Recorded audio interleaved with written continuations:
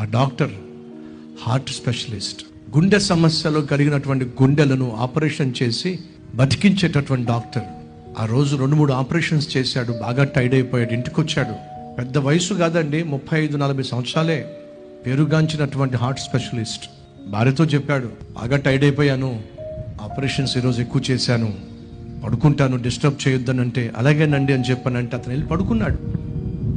సాయంత్రం 6 గంటలకి వచ్చేసాడు. ఎప్పుడు రాత్రి 10-11 గంటలకు వచ్చేవాడు. కాస్త పడుకున్నాడండి. 12 గంటలకు భార్య, 6 గంటలు పడుకున్నారు కదా, కనీసం ఇది తినేసి మళ్ళీ పడుకుంటారులే అని చెప్పి దగ్గరికి వెళ్ళి ఏమండి లేవండి అని చెప్పి టచ్ చేసింది.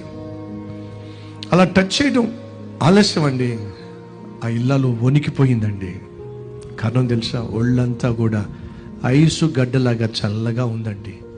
లేపే ప్రయత్నం చేస్తే లేవలేదండి.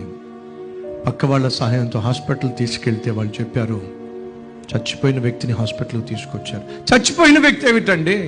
చచ్చిపోయే వాళ్ళని చాలా మందిని బ్రతికించిన డాక్టర్ అండి.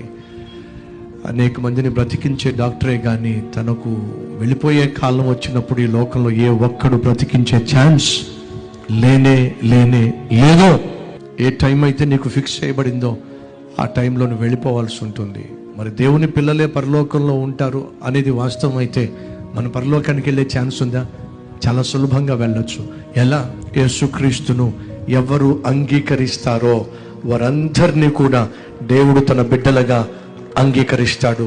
ఎంత సులభం అండి పరలోకానికి వెళ్ళడం. క్రీస్తును అంగీకరిస్తే చాలు, గుండెల్లోనికి ఆహ్వానిస్తే చాలు, గృహంలో ఆరాధిస్తే చాలు, నా ప్రభు నిన్ను పరలోక గృహానికి తీసుకెళ్ళిపోతాడు.